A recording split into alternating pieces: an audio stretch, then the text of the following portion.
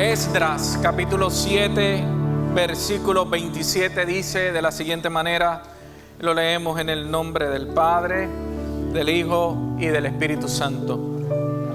Alaben al Señor, Dios de nuestros antepasados, que hizo que el rey deseara embellecer el templo del Señor en Jerusalén. Y alábenlo, porque demostró tal amor inagotable al honrarme delante del rey, sus consejeros y todos sus poderosos nobles.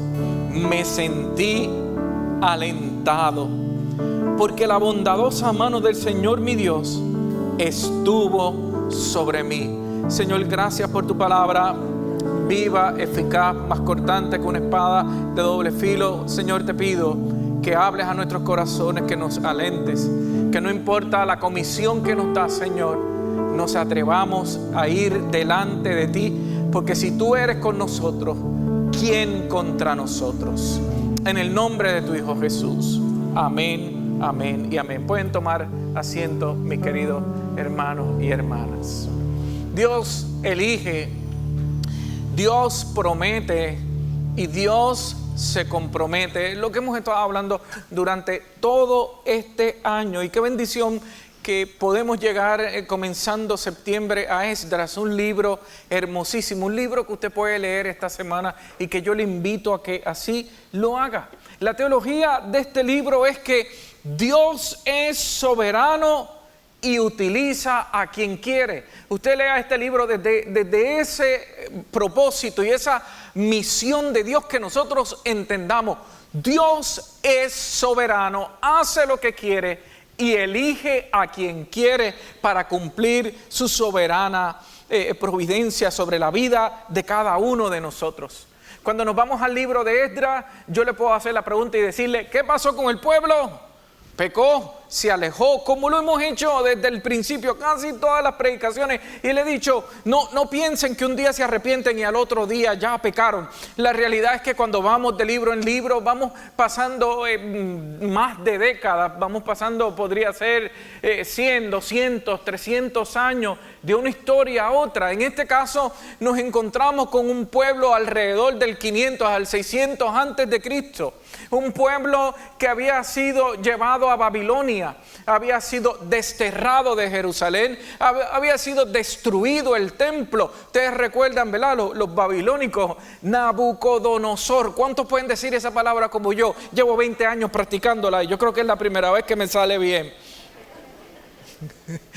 La primera vez.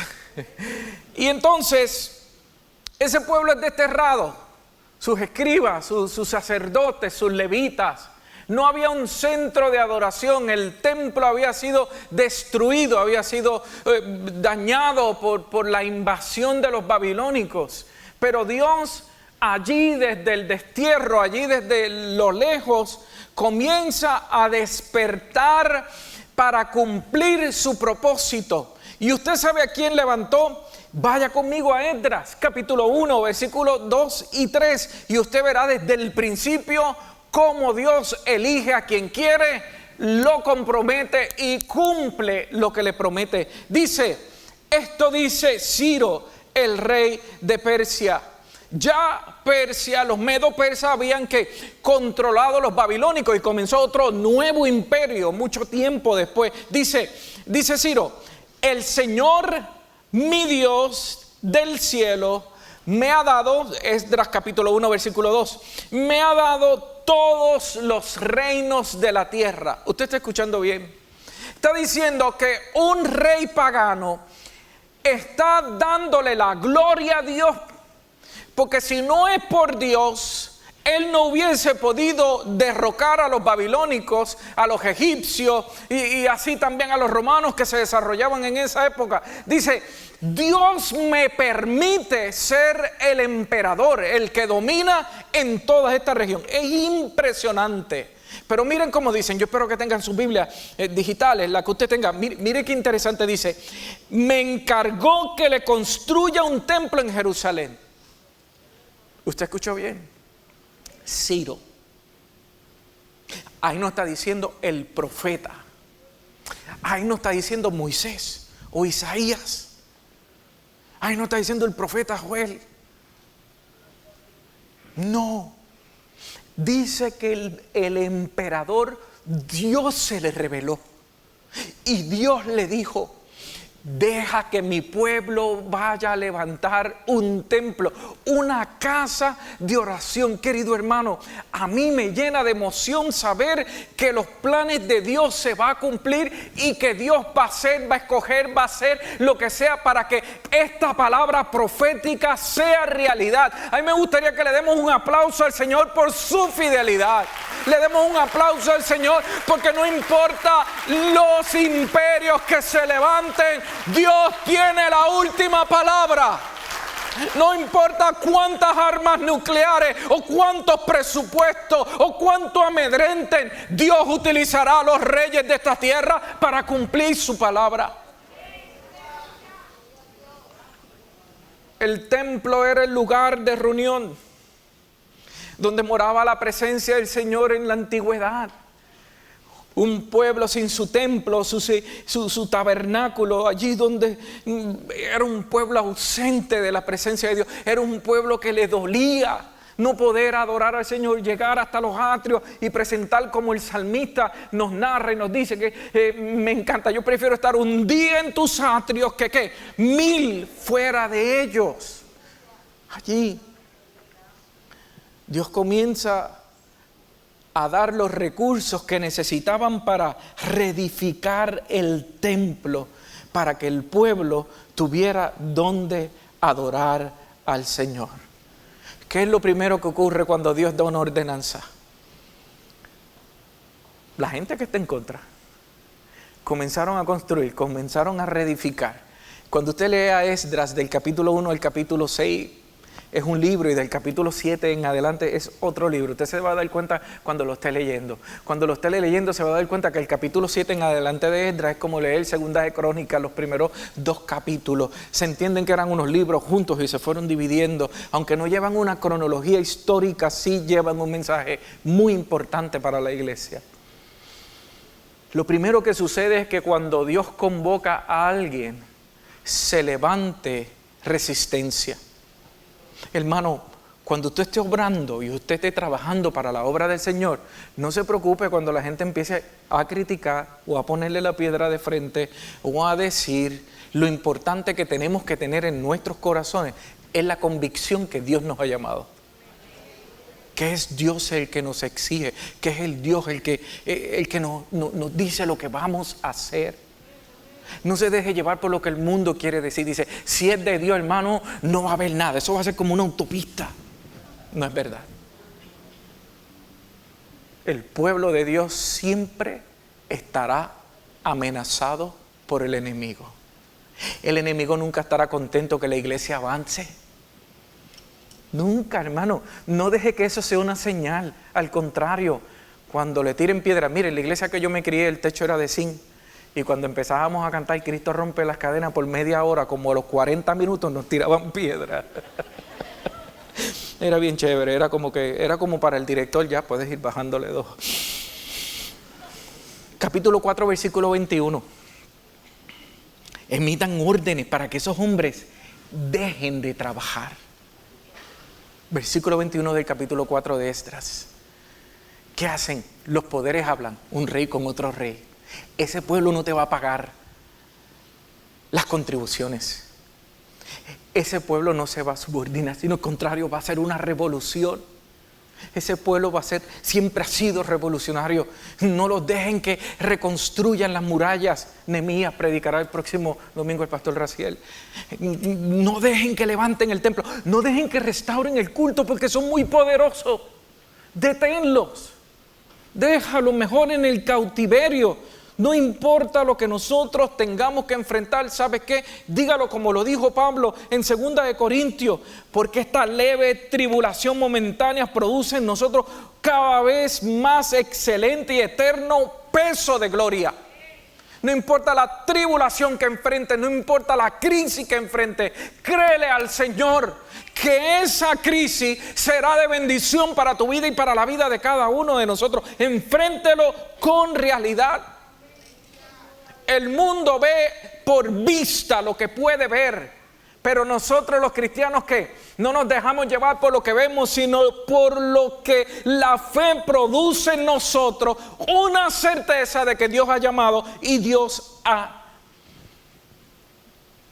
de cumplir lo que ha prometido en la vida y en la misión de cada uno de nosotros. Dios elige un segundo personaje que comienza en el capítulo 7. Se llama Esdras. Esdras significa Dios es ayuda. Y mire cómo sale ese personaje, capítulo 7, versículo 11, dice que el nuevo rey, porque recuerden, del 1 al 6 es un periodo, del 7 en adelante es otro periodo, ha pasado mucho tiempo desde que salió esa comisión que Dios le dio a Ciro. Entonces hay otro rey que se llama Artajerjes. Estuve toda la noche hablando casi en lenguas para decirlo perfecto, Artajerjes. Alabado sea Cristo. Y ese rey envía una carta. Porque cuando Esdras va a salir, sale una carta comisionado del rey para que todo el que tuviera a su alrededor supieran que él tenía la autoridad para ir a ¿qué? A levantar aquel templo, la reconstrucción de la adoración, la reconstrucción de la adoración. Dice el capítulo 7, versículo 11 de la siguiente manera: Artajerjes le dio a Esdras, el sacerdote y escriba. Dos funciones tenía Esdras. Dos funciones ante la ausencia de profetas, como era en la antigüedad. Había una escasez de profetas y entonces los escribas tuvieron que tomar el rol en el exilio también de sacerdotes. Los sacerdotes se especializaban en el culto, en la ofrenda, en el altar. Pero el escriba era un erudito profesional que hoy se le llamarían abogados, expertos en la ley, pero que podían escribir, redactar. En esa época alguien que supiera leer y escribir era totalmente exclusivo. Para los egipcios era de la alta sociedad, totalmente de la alta sociedad. Era alguien muy importante. El rey reconoce. ¿Por qué? Porque Esdras estaba a los pies de los reyes. Estaba al servicio en la casa del rey, pero también estaba al servicio en la casa de adoración. Tenía una gran reputación. Dice el versículo 6 del capítulo 7. Este Esdras era un escriba muy instruido en la ley de Moisés. Muy instruido en la ley de Moisés. Si usted hoy salió y va a salir y se va a anotar en la feria de ministerio, te dice: yo siento una llama grande por servirle al Señor. ¿Usted sabe qué? Dios llama a gente que antes de servir se sumerge en la palabra del Señor. Se sumerge. ¿Usted sabe por qué? Porque cuando nos toca servir y ser líderes, entramos en un sofocón. Que cuando el fuego está ahí quemando las aguas, sale nuestro carácter a decirle al mundo entero quiénes verdaderamente somos. ¿Quiénes somos? Dice la palabra del Señor: por sus frutos los conoceréis. Cuando nos sumergimos en esta palabra,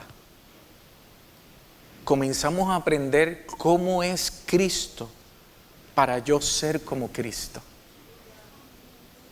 Y cuando salimos a servir, servir es esclavo de. Es la verdadera traducción. Yo soy un esclavo de ¿quién? De Cristo. Yo soy un servidor de Cristo. ¿Y a quién yo le sirvo? Cristo me comisiona a servirle ¿a quién? Al ser humano. Me comisiona a servirle al pueblo. Ayer yo recibo un texto y me dice: pastor, es un fin de semana largo, vamos a correr bicicleta. Y yo empiezo a ver cómo se lo pregunto a Ileana, a ver si me da permiso, a ver si me voy el domingo por la tarde, por la noche, o me voy el lunes en la tarde a correr bicicleta, a ver si puedo. Yo estaba muy ilusionado y de momento recibo una llamada: pastor, el domingo a las 6 puede estar a la funeraria y a las 12 en el entierro el lunes. Se fue la bicicleta. Yo miraba la bicicleta en mi mente y miraba el cementerio en mi otra mente. Servir al Señor es una carga.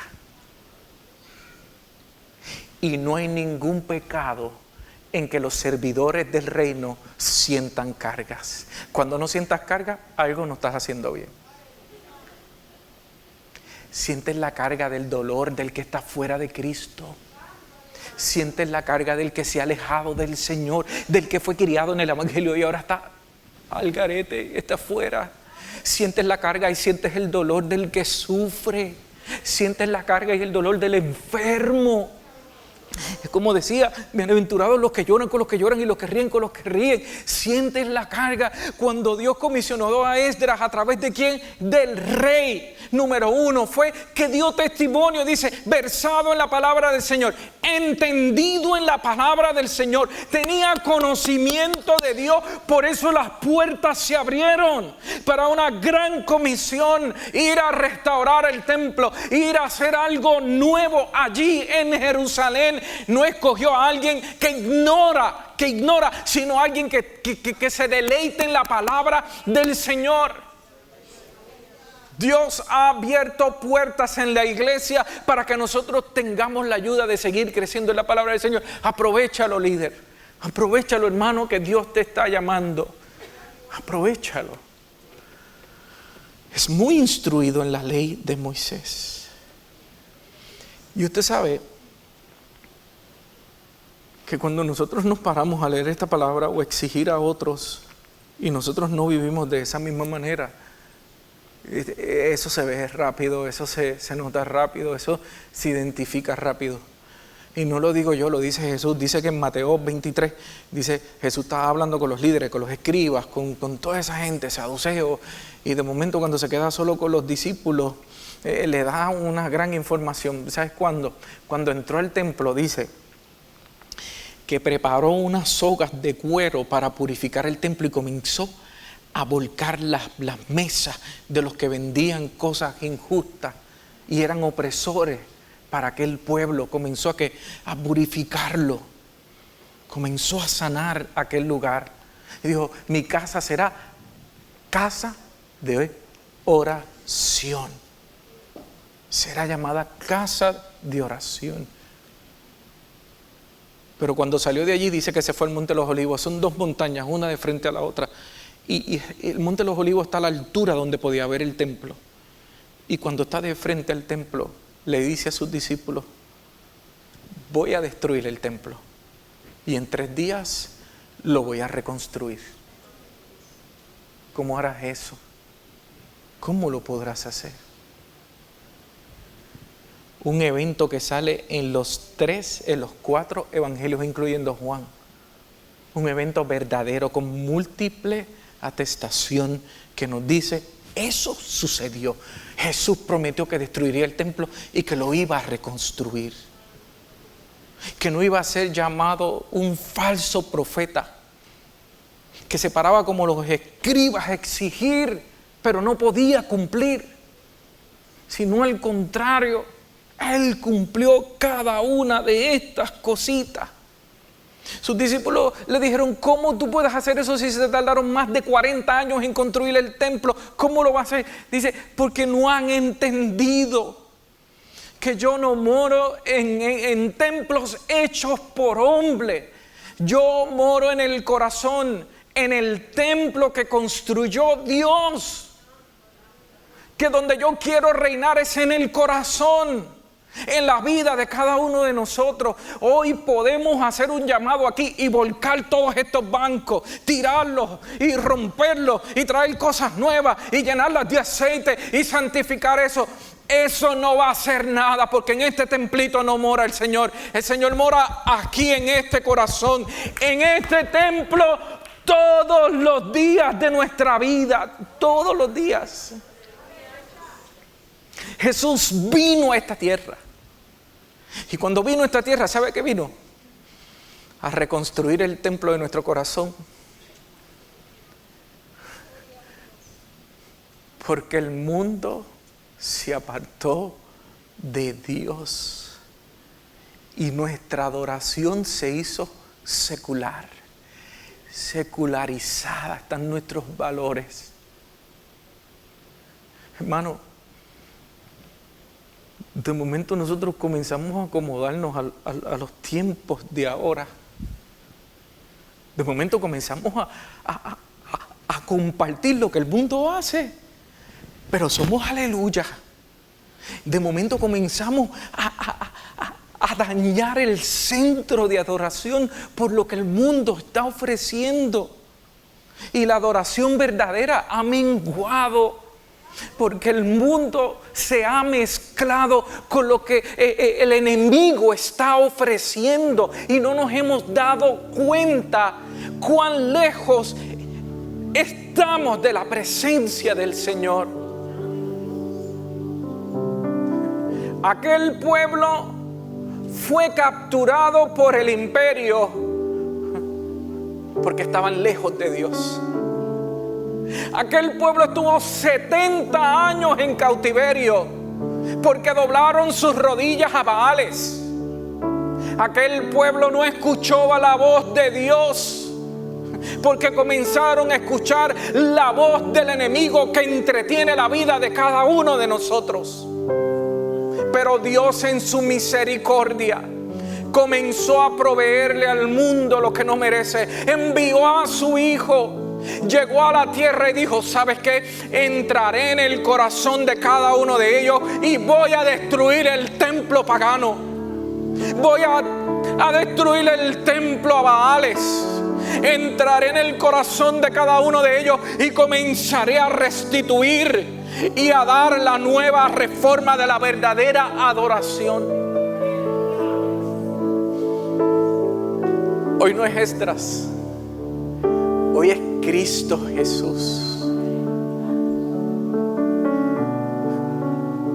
Pero no lo dejo ahí.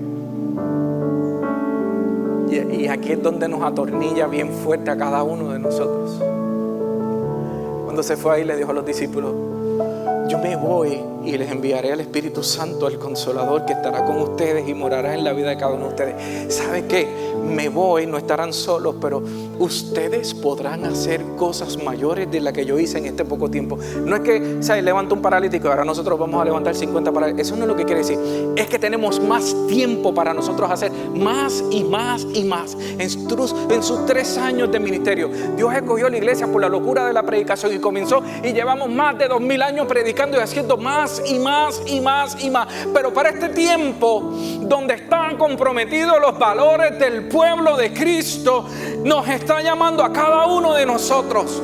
Yo estoy preparando los reyes paganos para que te den lo que necesitas para llegar a restaurar. Te estoy dando lo que necesitas para que salgas a Jerusalén, entres al corazón del pueblo y allí, cuando entres, restaure. Iglesia, no podemos seguir en dos aguas. Tenemos que decidir a quién vamos a servir. ¿A quién vamos a servir? Es la confrontación de Dios para la vida de cada uno de nosotros. Cuando Esdras fue a salir con aquellos levitas y con aquellos servidores, se detuvo. Capítulo 8, versículo 21. Capítulo 8, versículo 21. Lo tiene en la hojita que le regalamos en la entrada. Ahí lo tiene. Dice: di órdenes de que todos ayunáramos, número 1, y nos humilláramos, número 2. Mientras estaba retirado en oración en Barranquita, el Señor me decía: convoca a la iglesia a ayuno y oración. Nos está convocando el Señor. Lo estamos haciendo todos los sábados últimos de mes. Venimos aquí, estamos con los ancianos, ayunamos y oramos y estamos en un momento de ministración. Este sábado fue espectacular. Nuestra anciana Iris nos trajo una palabra muy motivadora, un espacio. Y a lo mejor tú me dices: pastor, la semana está bien complicada. Sí, lo sé. Yo le estoy dando esta hojita donde tiene ese texto bíblico donde el Señor nos está comisionando a tener un detente, irnos en ayuno y oración como iglesia. Le estoy poniendo motivos de oración en este lugar y le estoy poniendo la fecha a la parte de abajo. Si usted no tiene Biblia donde ponerla y su Biblia es digital, tírele una foto. Puede sacar su celular en este momento, tírele una foto, téngalo ready, que no se le pierda este papel, que usted tenga su foto en sus notas, en su reminder. cada mañana usted saque este papel virtual o en sus manos, lo que sea, y usted va a presentar 3 motivos de oración. Oremos por el pueblo de Dios, oremos por la iglesia. ¿Qué tal si salimos de lo secular? Si le damos una pausa, ¿qué tal si cada mañana ayudamos del Facebook, del Instagram, de Snapchat o de TikTok? ¿Qué tal si sacamos un espacio para ayunar de eso que nos tiene tan entretenidos? ¿Qué tal si sacamos un momento de la semana y ayunamos de la serie de televisión? Se le llama serie, que son novelas, en realidad son novelas, pero se le llama serie ahora, es lo moderno ahora, la serie, ¿cuál estás viendo? ¿Cuánto tienen de meta ir aquí a Turquía? Porque la novela que ve, los paisajes de Turquía, yo conozco unos cuantos. ¿Qué tal si detienes un momento? Dice, pastor, eso es una gente que tú puedes ser parte de esa gente. Es que esa gente son de oración. Tú también puedes ser parte de eso. Tú lo puedes ser. Ven delante del Señor como eres, como estás, y presenta esta oración de la manera que tú oras con el Señor. No importa, el Señor no está buscando poesía, el Señor no está buscando elocuencia, el Señor está buscando sinceridad. ¿Qué tal si sacas un espaciecito y lo llevas? Y ahí está la fecha de cuando nos vamos a reunir aquí. Vamos a venir, número 1, a humillarnos en ayuno y oración.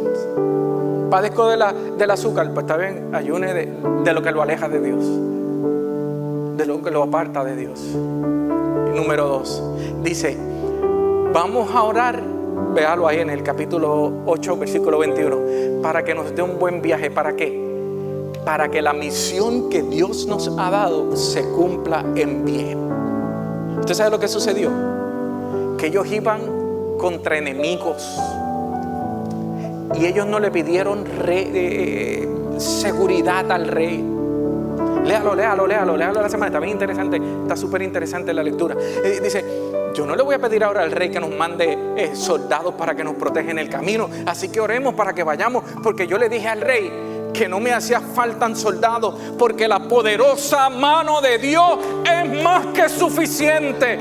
Oremos, busquemos de esa presencia. No necesitamos pedirle al rey seguridad, pidámosles a Dios que nos dé la seguridad. Él dice que ángeles acampan en derredor de los que le temen, los cuida. Él cuida la entrada, Él cuida la salida. Él está con nosotros como poderoso gigante. No necesitamos de lo que el mundo ofrece, necesitamos de lo que Dios ha prometido y ha cumplido para la vida de cada uno de nosotros. Iglesia, el Señor está llamando a una iglesia. ¿Usted sabe dónde tenía que entrar el pueblo? No era a Egipto, no era en Babilonia. Era regresar al centro de adoración más importante y restaurar a un pueblo secularizado. Donde Dios nos está llamando es entrar nuevamente a nuestro corazón y ver dónde estamos compartiendo el reino de Dios. Humillarse es decirle al Señor, heme aquí, perdóname, yo quiero ser como Cristo. Quiero ser como Cristo. Iglesia, ¿entendemos la crisis que está pasando el mundo? Yo me puedo concentrar en todas las bendiciones que Dios tiene para nosotros. No he visto justo desamparado ni su simiente que mendigue pan. El Señor nos va a cuidar en medio de la crisis que estamos viviendo. El Señor va a estar cuidando nuestro hogar y todo eso. Pero eso no es para que nos jactemos de las bendiciones de Dios, sino para que salgamos a compartir a otros en medio de los peligros. Hay un pueblo que se pierde entretenido. Hay un pueblo que piensa que decir yo creo en Cristo es más que suficiente. Hay un pueblo que vive lleno de deudas en su corazón porque todavía no han permitido que Jesús entre a saldar las deudas del corazón. Porque todavía no saben cómo abrir sus brazos y decirle, yo me rindo a ti, sana mi corazón, perdona mi vida pasada, quiero consagrarme a ti. Nos está llamando a cada uno de nosotros para que le enseñemos, para que seamos vivos ejemplos. No tengo más nada que decir, tengo mucho para decir, pero ¿qué tal si inclinamos nuestros rostros en este momento? Y al inclinar nuestros rostros hacemos un compromiso con el Señor. A mí me encantaría ver la iglesia llena ese sábado aquí, humillados y orando al Señor. Me encantaría verlo. Me encantaría. Pero más me encantaría que sea Dios quien los vea cada día, entregados en oración, ayunando de lo que me separa del Señor cada día.